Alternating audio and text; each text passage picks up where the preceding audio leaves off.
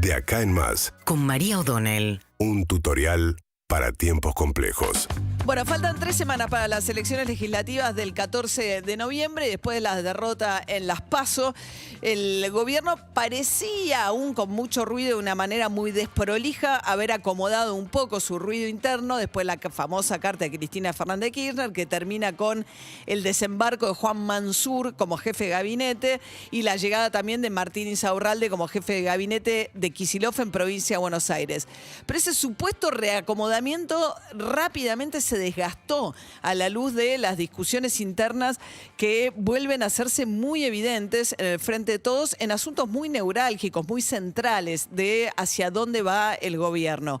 Después de que no lograran hacer una marcha conjunta por el 17 de octubre, el momento bastante simbólico del peronismo, había llamado Cristina Fernández de Kirchner a marchar el domingo 17 de octubre, Alberto Fernández, que iba a ir al acto, pero ese acto terminó tomado por un discurso de Eve de Bonafini, muy crítica de Alberto Fernández, diciéndole, este es el inicio de una campaña para que no se pague la deuda con el Fondo Monetario Internacional, mientras estaba Martín Guzmán negociando con el Fondo Monetario. Bueno, ese mismo ruido vuelve a estar presente. Esta semana se cumple un aniversario de la muerte de Néstor Kirchner, el 27 de octubre, 11 años del fallecimiento de Néstor Kirchner. En las celebraciones anteriores, Cristina Fernández de Kirchner no suele participar de estos actos porque, bueno, anímicamente prefiere pasarlo en forma privada, pero sí Máximo Kirchner, y hasta ahora no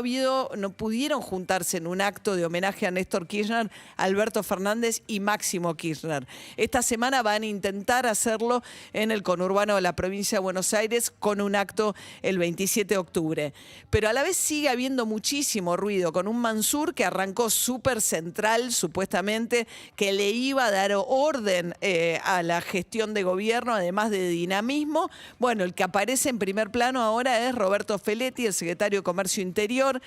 con la agenda del congelamiento de precios, muy acompañado sobre todo por la Cámpora y el gobierno de Axel Kicillof, planteando esto como una estrategia no solamente de freno de la inflación en un ámbito muy delicado, que es alimentos y bebidas, porque es lo que golpea sobre los sectores populares. Ellos habían detectado una inercia muy compleja en octubre, las primeras semanas, los primeros relevamientos encendieron luces de alarma porque estábamos nuevamente, según estos trascendidos del gobierno, en números por arriba del 3% de inflación. Recuerden que Guzmán había dicho, no, bueno, esto estaba previsto, que la inflación en el primer semestre, pero que iba a desacelerar hacia el último trimestre del año. Bueno, eso tampoco ocurre. Ayer Martín Guzmán habló en una conferencia en el Centro Cultural Kirchner, diciendo por un lado que no es una posibilidad que Argentina no le pague al Fondo Monetario, porque dijo, no es el Fondo Monetario, son los países y acá se juega la integración de Argentina al mundo. Esto simultáneamente a que la Cámpora sacó un video el viernes planteando que no hay que pagar la deuda, muy en la línea de lo que había planteado Eve Bonafini en la plaza del 17 de octubre. Salió también Amado Boudou a decir, el ex vicepresidente, que fue ministro de Economía de Cristina Kirchner, que Alberto Fernández, dice, se olvidó de un tema clave. Dice, en su momento había habido a instancia de Cristina Kirchner una iniciativa para denunciar penalmente en la toma del crédito del Fondo Monetario Internacional por parte del gobierno de Mauricio Macri. En una parte, Guzmán lo avaló ayer, dijo fue un crédito político, se desembolsó gran parte del crédito en un solo año, cosa que es muy excepcional y que viola los estatutos del Fondo Monetario. Argentina, si no llegara a un acuerdo con el fondo, tendría que devolverle 18.000 millones de dólares el año que viene, que es imposible, que es la mitad casi de lo que desembolsó el fondo del crédito más grande de la historia que le haya dado a un país, o sea, es imposible.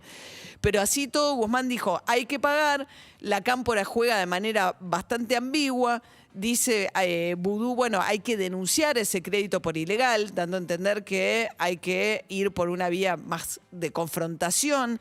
Y el fondo y Argentina además que termina postergando la decisión. Ya no va a haber mucho más margen después del primer trimestre del año que viene, pues está en juego el default del año que viene. Guzmán dice, no vamos a ir a un default, pero a la vez las señales, sobre todo el mercado, son de gran desconfianza, cada uno empieza a jugar su juego, la posibilidad de que haya una devaluación después de las elecciones. Guzmán vuelve a insistir, dijo, ya jugaron este juego, apostaron a una devaluación, no hubo devaluación, el Banco Central tiene reservas suficientes y no va a haber una devaluación.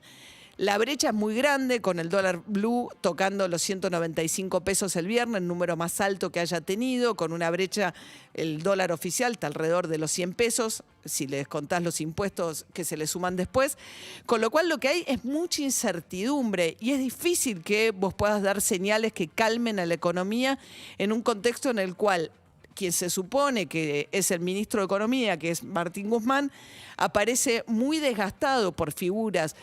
importantes o por lo menos ligadas al kirchnerismo, a Cristina Fernández de Kirchner, a la Cámpora. Y la pregunta acerca de quién va a ser finalmente quien decida sobre el rumbo de la economía y sobre el rumbo de la negociación con el Fondo Monetario después del 14 de noviembre es cada vez más fuerte. Y eso te mete mucho más ruido y te hace mucho más costoso también el tránsito hasta el 14 de noviembre y al acuerdo con el Fondo Monetario, que finalmente todos dicen, bueno, no tenemos que ir a un default, pues sería un desastre mayor, la devaluación ahí sí sería totalmente inevitable, porque tendrías una salida, una situación muy traumática. Y la pregunta entonces, ¿vale la pena todo este desgaste? Por ahora lo que el gobierno parecía haber ordenado a un costo carísimo después de la famosa carta de Cristina Kirchner con la llegada de Mansur al gobierno, se desarregló rápidamente y faltan todavía 3 semanas para las elecciones legislativas.